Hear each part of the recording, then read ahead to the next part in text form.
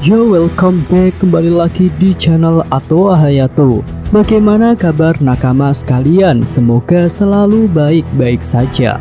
Chapter 1154 dibuka dengan mengisahkan beberapa masa lalu Elbaf yang berat, dimulai dari masa 63 tahun yang lalu ketika Big Mom kecil membuat kekacauan yang bahkan membuat salah satu tetua Elbaf tewas.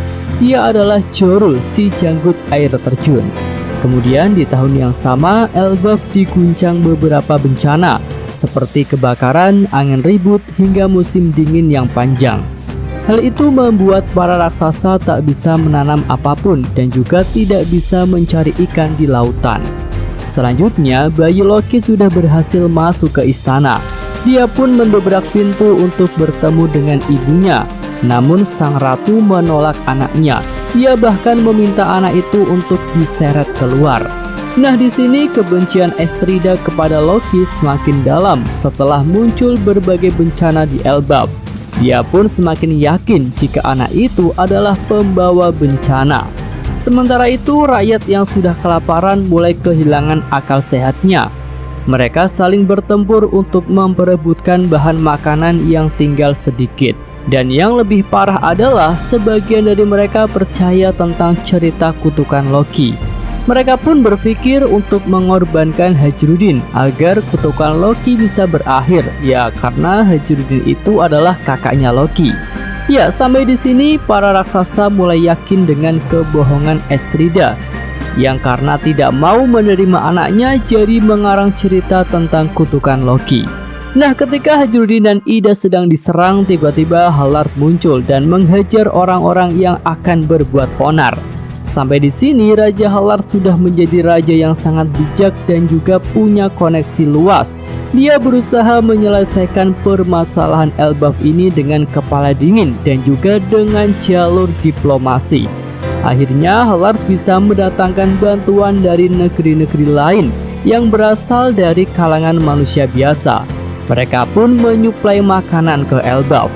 Hallard meminta rakyat Elbaf untuk mengingat kejadian ini, dan jika di kemudian hari para manusia biasa itu membutuhkan bantuan, maka Elbaf harus siap untuk membantu. Sampai di sini bencana kelaparan Elbaf sudah berhasil teratasi. Para rakyat pun mulai bisa berpikir jernih. Selanjutnya, Hallard berusaha membuat cabang-cabang pohon di Elbaf jadi saling terkoneksi. Dengan jalur teleportasi yang baik, maka kegiatan ekonomi akan berjalan lancar. Nah, itu benar-benar membuat Elbaf menuju masa-masa yang jauh lebih baik. Dan mimpi Raja Hallard adalah ingin membuat seluruh raksasa hidup secara harmoni. Ya, itu benar-benar pencapaian yang luar biasa. Sosok Hallard muda yang brutal sudah berubah menjadi sosok raja terhebat Elbaf yang pernah ada. Oke, selanjutnya kita melihat Hallard menangis pada pemakaman Estrida. Sang ratu tewas karena tekanan kebenciannya sendiri kepada Loki. Hingga akhir hayat pun Estrida tetap mengatakan jika semua kemalangan yang ada di Elbaf itu karena kesalahan Loki. Ya, setelah pemakaman selesai, Raja Hallard baru melihat Loki dan dia pun tampak senang dengan kelahiran putranya itu. Di sini para prajurit sudah menutup mata Loki agar tidak menimbulkan keresahan. Mereka pun mengatakan kepada raja jika Loki menderita sakit mata. Sang raja pun tampak kasihan dengan nasib putranya itu. Nah, selanjutnya Raja Hallard sibuk untuk membenahi Elbaf agar mimpinya dalam membuat Elbaf yang harmoni bisa terwujud. Sementara itu Loki diasuh oleh kakak Estrida. Dan tentu saja dia menganggap Loki sebagai penyebab kematian adiknya. Loki pun tumbuh dalam siksaan yang dilakukan oleh kakak Estrida itu. Namun hal itu tidak lama. Ketika Loki sudah mulai besar, dia menyingkirkan pengasuhnya itu ke dunia bawah. Oke, kita kembali kepada Ida dan Hajrudin. Setelah keadaan Elbaf mulai membaik, mereka memutuskan untuk membuka kafe di dunia bawah. Ida ingin menyambut siapapun tamu yang datang ke Elbaf. Hal itu menurut Ida dapat membantu mewujudkan mimpi Raja Hallard. Selanjutnya kita menuju lokasi Hallard dan Jorul pada timeline 56 tahun yang lalu. Di sini mereka membicarakan tentang suatu hal yang sangat penting, yaitu mengenai keberadaan para pembuat kapal dari ras raksasa yang tergabung dalam Galila. Menurut Hallard, para pembuat kapal legendaris itu hanyalah mitos, tapi Jarul yang sudah hidup sangat lama menegaskan bahwa mereka itu benar-benar nyata. Mereka meninggalkan surat yang menyatakan bahwa mereka semua telah tertangkap, dan kemungkinan besar pelaku penangkapan itu adalah pemerintah dunia. Para raksasa yang tertangkap itu kabarnya telah dibekukan di suatu tempat. Nah, lanjut, ketika Hallard sedang berusaha keras untuk membuat Elbaf damai, sang pangeran Loki malah sering membuat kekacauan. Dia melepaskan para binatang buas dari dunia bawah ke dunia matahari. Hal itu pun membuat dunia matahari jadi sangat kacau. Hajuruddin berusaha menghentikan Loki, namun tentu saja itu sia-sia karena Loki terlalu kuat.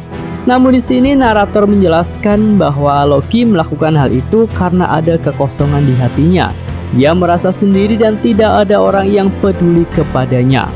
Nah, sampai di sini Loki mencoba untuk menghabisi dirinya sendiri dengan cara melompat ke dunia bawah. Namun tubuh Loki kecil sudah sangat kuat. Dia pun hanya menerima luka ringan saja. Oke, kita sampai di bagian terakhir chapter ini, dan ini seru banget guys, karena akhirnya Kapten Rox disebek muncul tanpa siluet. Ya, di sini kita bisa melihat Rox bersama dengan Shirohige, Shiki, dan Miss Buckingham Stacey. Rox bertemu dengan Hallard di Reverie, dan kini dia datang untuk bertemu dengan Raja Elbaf itu. Selain itu, Rox juga dikabarkan telah menghabisi seorang laksamana angkatan laut pada Reverie tersebut. Nah, di sini Rox terkonfirmasi sebagai ayah dari Kurohige.